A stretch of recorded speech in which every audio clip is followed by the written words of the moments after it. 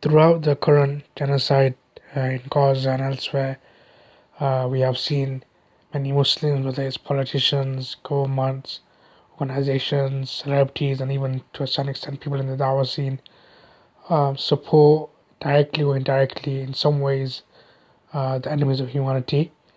However, even in the month of Ramadan, they haven't stopped. And UAE embassy in Tel Aviv hosts iftar for Israeli officials. Firstly, why is there UAE embassy in the first place?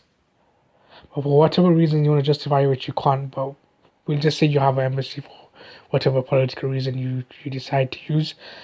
But what is the need to have an iftar event with them and to host them and stuff like this?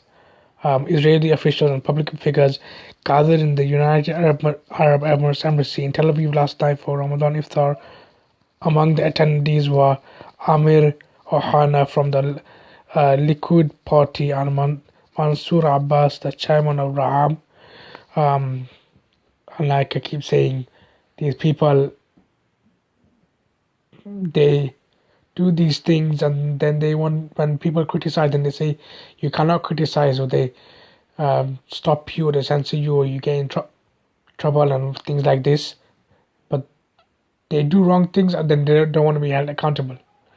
They will be held accountable on the day of judgment, and Muslims should know that first and foremost. Of course, at these times, are they even thinking about these things?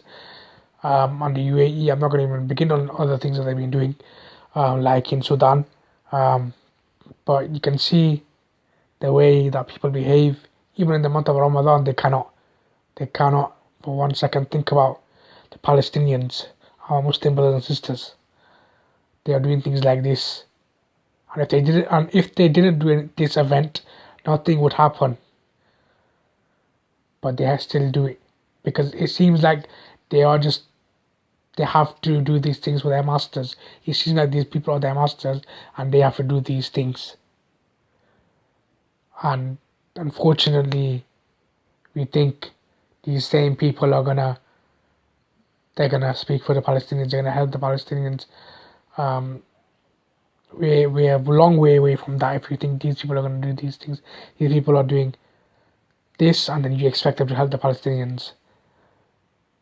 I suppose this is a lesson to us that the leaders are not going to help us. Whether Muslim leaders or non-Muslim leaders, they are not going to help us. We have to help ourselves, and we have to rely upon Allah, and we cannot even for 1 second, for 1% of the time, rely on these leaders. These leaders seem like they are just for themselves. And when it comes to voting, they might speak, but apart from that, they don't really do much. And this is an example right here.